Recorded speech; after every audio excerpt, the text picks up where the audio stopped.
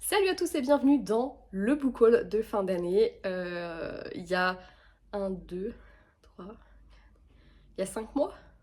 5 mois à vous présenter, août, septembre, octobre, novembre, décembre. Ouais, c'est ça, 5 mois de book haul. Il n'y a pas énormément de livres, je crois qu'il y a, en gros, sur les 5 mois, il n'y en a que 3 où j'en ai eu des livres. Pas mal de livres d'occasion, des livres qu'on m'a donnés. Enfin bref, voilà, donc bienvenue dans ce dernier book haul de l'année. J'espère qu'il y en aura un peu plus pour 2026, c'est des vidéos que j'aime toujours bien faire et en même temps je suis assez fière de moi parce que sur cette année il y a eu quand même très peu de book haul et globalement il n'y a pas non plus eu des 1000 et des 100 de livres achetés, donc je suis plutôt fière parce que je ne pensais pas en être capable. Voilà. On va commencer avec les livres que j'ai acquis en août et qui sont des livres que j'ai récupérés qui appartenaient à la grand-mère de ma meilleure amie. Et du coup, comme je suis allée chez elle, enfin dans sa famille pendant le week-end du 15 août pour un festival qui était très cool, le Cabaret Vert. Du coup j'ai un peu regardé dans les livres et j'en ai récupéré quelques-uns, voilà. Du coup j'ai pris la trilogie des Dames de Brière, donc les Dames de Brière, L'étang du diable et La fille du feu, publié chez le Livre de poche et écrit par Catherine Hermarié Vieille. Je ne sais pas du tout ce que ça vaut, mais le résumé m'a un peu intriguée. Honnêtement, au vu des couvertures, c'est pas trop le genre de livre que j'ai hyper envie de lire, mais le résumé m'avait pas mal intriguée. J'ai l'impression que c'est un peu une saga familiale. Voilà, je sais pas trop, ça se passe dans le fin fond de la Creuse. Je ne sais pas, peut-être que je vais pas du tout aimer, mais en tout cas, de prime abord, c'est le genre de livre qui m'a donné un peu envie. J'aime assez bien les sagas familiales, même si j'en lis pas énormément. Et je me dis, bah c'est l'occasion de découvrir autre chose. Et c'est très rigolo parce que depuis, je les ai vus repasser à plusieurs reprises, à différents endroits. Je suis la première très étonnée de ça. J'ai également pris deux John Grisham, L'accusé et L'affaire Pélican. Jamais lu du John Grisham, mais c'est tout à fait ma came puisqu'on est dans des thrillers. Je pense que c'est celui-ci qui va le plus me plaire. Celui-ci, on est un peu plus sur des histoires politiques. Mais le résumé m'a vachement intriguée, donc bah écoutez, je ne sais pas du tout, mais j'aime beaucoup voir à quel point les personnes d'un certain âge qui lisent beaucoup, lisent de tout. Ça me fait penser à la bibliothèque de mon arrière-grand-mère où j'avais récupéré des livres aussi. La bibliothèque de ma grand-mère ressemble aussi un peu à ça, c'est hyper éclectique et j'adore ça. Et je me dis ma bibliothèque est pas mal éclectique aussi et du coup j'ai aimé récupérer un petit peu de plusieurs genres. Et j'ai très hâte de découvrir ce que John Grisham, ça fait partie des auteurs que j'ai envie de lire depuis un petit moment maintenant, mais que j'ai jamais trop pris le temps, donc bah, ce sera l'occasion. J'ai également pris 3 grands formats, donc le premier c'est Rien de grave de Justine Lévy.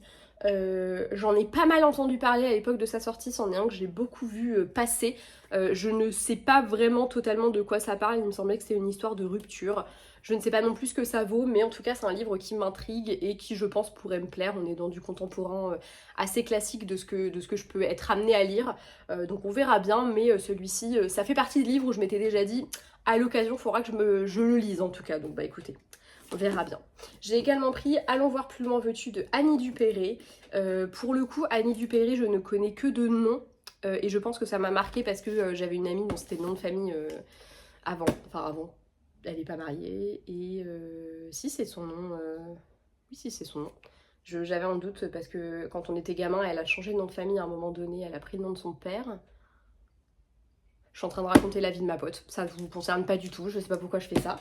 Bref, le résumé me plaît bien, il m'a fait penser un peu à des romans tels que j'ai déjà lus, un peu choral, où on va suivre des personnages qui n'ont pas forcément grand chose en commun. Voilà, et en effet le récit est divisé en 4 parties je crois, avec à chaque fois un des personnages. Je suis très intriguée par le récit, je connais pas du tout encore une fois la plume d'Annie Dupéré, donc je ne sais pas ce que ça vaut, mais en tout cas c'est typiquement le genre de résumé qui me plaise. Bon, encore une fois la couverture ne me plaît pas du tout et ne m'attire pas du tout l'œil, mais je pense que l'histoire va me plaire. Le dernier que j'ai pris, c'était Le jour où j'ai appris à vivre de Laurent Gounel. Laurent Gounel fait partie des auteurs que je voulais découvrir, donc je me suis dit bah il y en a un, profitons-en. Le récit en lui-même, enfin le résumé en lui-même m'intrigue aussi plutôt pas mal. Et comme c'est un auteur que j'avais envie de découvrir, je me suis dit bah pourquoi pas, il y en a un, prends-le. Voilà. Lui la couverture me tente un chouïa plus, même si je suis toujours pas ultra fan. Voilà, on verra bien ce que ça donne. Ça se trouve je vais détester. Mais advienne que pourra, j'ai envie de dire. Alors attendez, je me baisse pour récupérer le deuxième petit tas que j'ai fait. Ceux-là, je crois que je les ai achetés au mois d'octobre. Je crois que c'est au mois d'octobre que je les ai achetés. Je suis passée donc à une petite librairie, nous, à Tours, qui s'appelle le Bibliovore, où c'est que des livres d'occasion. Et du coup, j'en ai profité, je suis allée faire un petit tour là-bas parce qu'on avait mangé au restaurant juste à côté, qu'on est sorti pour une fois vachement tard, parce que normalement quand on sort, c'est leur pause déjeuner, et là on a dû sortir vraiment hyper tard du resto pour que ce soit ouvert. Enfin bref, encore une fois je raconte ma life, on s'en fout. J'ai pris Americana de Chimamande Ngozi Adichie. Je pense que ça se prononce comme ça, mais il y a de fortes chances que je me sois plantée. Publié chez Folio, c'est un livre que je veux lire depuis qu'il est sorti en poche, ça fait des années que je le vois, il y a eu plusieurs fois où je l'avais pris dans mes mains pour aller en caisse, je ne l'ai jamais pris, et là je me suis dit bah c'est l'occasion. Par contre je sais pas ce que j'ai foutu avec, mais il y a des pages qui sont pliées, après c'est un livre d'occasion donc ça se trouve il était déjà comme ça de base. On est sur une belle bricasse, voilà, mais il me tente énormément, et j'ai très hâte de le découvrir. Toujours au Bibliovore, j'ai pris Les Éternels de Amy Kaufman et Megan Spooner, le tome 1 Gaïa, publié chez J'ai lu. Je ne connais pas du tout la deuxième autrice, mais Amy Kaufman, je la connais pour avoir lu les romans qu'elle a écrits avec J. Christophe et que j'ai toujours beaucoup aimé. On reste a priori pareil dans de la science-fiction, le résumé me plaît beaucoup, j'ai assez hâte d'en savoir plus. Et on est sur du J'ai lu où ça a toujours l'air d'être des briques, mais en vrai c'est écrit assez gros et ça se lit assez vite parce que les pages sont quand même assez épaisses. J'ai beaucoup répété assez quand même pour un seul roman. J'ai très hâte aussi de le découvrir, il faut juste que je revérifie que le tome 2, alors je sais qu'il est sorti mais qu'il est bien toujours édité parce que c'est vraiment des livres que je n'ai quasiment jamais vus en librairie neuf. Vraiment, je ne les ai quasiment jamais vus, donc j'espère que je n'aurai pas trop de mal à trouver le 2 parce que ça me ferait vraiment chier d'être à fond dans une histoire et de ne jamais pouvoir lire la suite. Voilà. Toujours là-bas, j'ai failli te manquer de Lorraine Fouché aux éditions Le Livre de Poche. Je n'ai jamais testé cette autrice, mais ça faisait partie des noms que j'avais envie de tenter un jour. Et ce résumé-là m'a beaucoup plu, parce qu'on est sur une histoire entre mère et fille, qui n'est pas sans me rappeler du coup le dernier Grimaldi. Je n'ai plus son nom en tête, mais je vous l'ai présenté, n'hésitez pas à aller lire à aller écouter, regarder la vidéo où j'en parle. Ça devait être une vidéo ça doit être un update du mois de mai normalement, si je ne me trompe pas. En tout cas, j'ai assez hâte de le découvrir, je pense qu'il va être très sympa et voilà, j'espère que je vais accrocher à la plume. Et si c'est le cas, je pense que je relirai du Lorraine Fouché parce que ses résumés me tentent à chaque fois beaucoup. Le dernier que j'ai pris, une petite romance de Lou Marceau, Try Baby de chez Hugo. Écoutez, j'ai testé Lou Marceau, oui c'est elle que j'ai lu... Ah peut-être pas, j'ai un doute, mais si, j'ai lu Lou Marceau, non ? Lou Marceau, ah je l'ai prêté donc je ne sais plus. Mais il me semble que j'en ai lu un cette année. So What, c'était elle, non? Ça se trouve, je me plante complètement. Bref, si c'est pas le cas, en tout cas, le résumé m'a pas mal plu. J'aime bien les histoires avec des musiciens et tout. Je trouve ça toujours assez sympa, surtout si c'est des musiciens un peu connus. J'aime bien l'alliance de la célébrité avec tout ça. Il est hyper gros, mais les Hugo Poche, en ce moment, je me fais la remarque qu'ils sont hyper gros et pourtant je les dévore. Je trouve que les livres sont hyper bien faits, les pages sont assez fines, donc je trouve que ça se dévore. Et du coup, j'ai assez hâte de le découvrir. Écoutez, je ne sais pas pour quand ce sera, mais en tout cas, une petite romance de plus, ça ne mange pas de pain.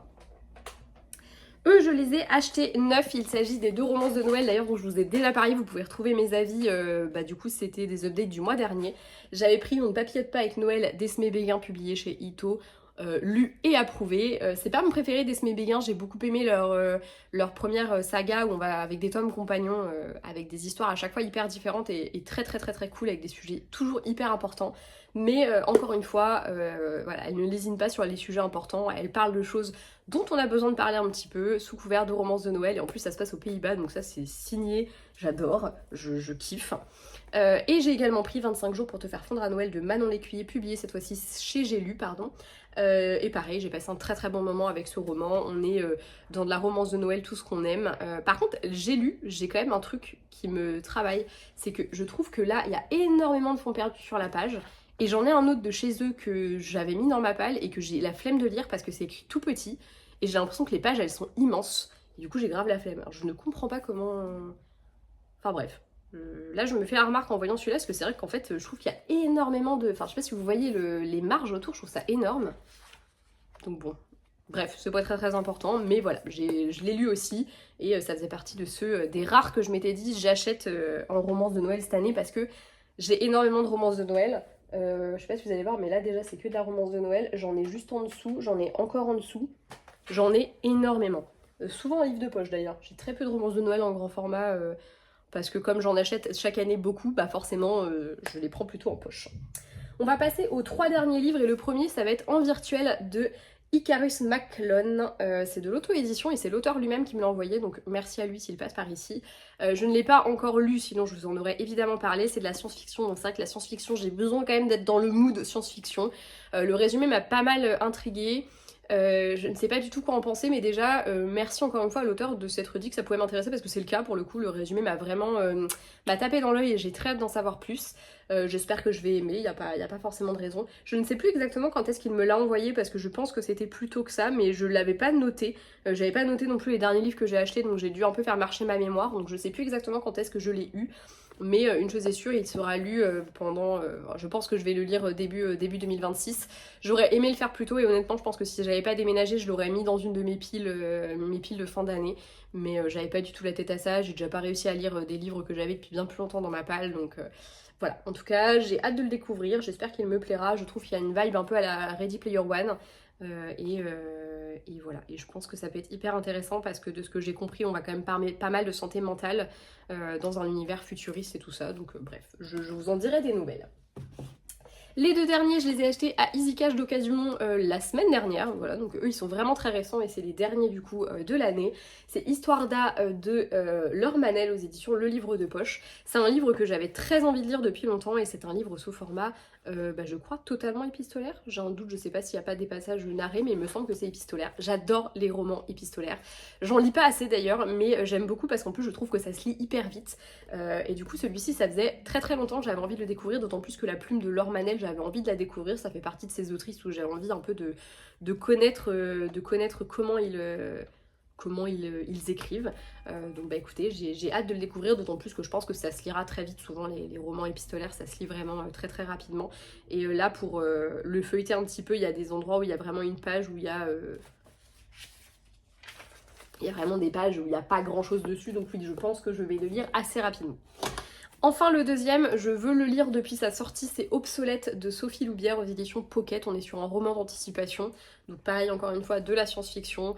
On est en 2224 et on va parler des femmes, de la cause des femmes.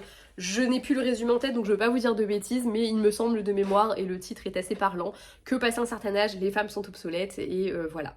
Ce n'est pas sans me rappeler les romans de Christina Dalcher qui à chaque fois mettent en scène des femmes qui vivent dans un monde où elles sont maltraitées, j'ai envie de dire. Est-ce que ça vous rappelle pas un monde qu'on connaît vachement bien? Disons. Bref, je suis très très intriguée par ce roman. Je vous dis, depuis sa sortie, il me fait de l'œil, donc j'espère que j'espère qu'il va me plaire, mais en tout cas j'étais hyper contente de le trouver d'occasion, et dès que je l'ai vu, j'ai fait peu importe le prix, je le prends. Il était à 4,99 pour les plus curieux d'entre vous, puisque je n'ai pas enlevé les étiquettes. Et celui-ci, je l'ai eu à 2,99. Voilà, on s'en fout, c'était la petite anecdote prix du jour, mais voilà. Bref, c'est terminé pour ce book haul de fin d'année. J'espère que j'aurai pas de livre à Noël, mais je pense pas. Généralement mes proches prennent pas le risque. Voilà, c'est assez rare que des gens prennent le risque de m'offrir des livres et c'est très bien comme ça. À moins que je leur ai explicitement demandé, je pense qu'il vaut mieux éviter. Je pense vous retrouver début d'année pour un petit book haul que j'aurais fait à la librairie Serpent de Lune qui vient d'ouvrir à Tours. C'est une librairie spécialisée en romance et romantasy, donc j'avoue que j'ai super hâte d'aller craquer mon slibard là-bas. Je suis allée y faire un tour hier et je la trouve vraiment belle, hyper bien agencée. Je croise aussi les doigts pour potentiellement pouvoir y déposer mes livres, c'est en discussion en tout cas, donc c'est une possibilité. Je vous tiendrai évidemment informé si c'est le cas. Et du coup je pense que ouais, j'irai faire un petit tour là-bas et dépenser un peu trop d'argent que je n'ai pas. Parce que ça fait longtemps, parce que là de ces derniers mois, les seuls livres neufs que j'ai achetés c'est ces deux-là. Donc ça va, je trouve quand même que je pense que là, vu la quantité de livres, je m'en tire pour peut-être 30 balles de livres. Je trouve que ça va, je suis plutôt raisonnable. Bref, je vous embête pas plus longtemps, je vous fais très gros bisous, à bientôt dans une prochaine vidéo et jusque là, lisez beaucoup.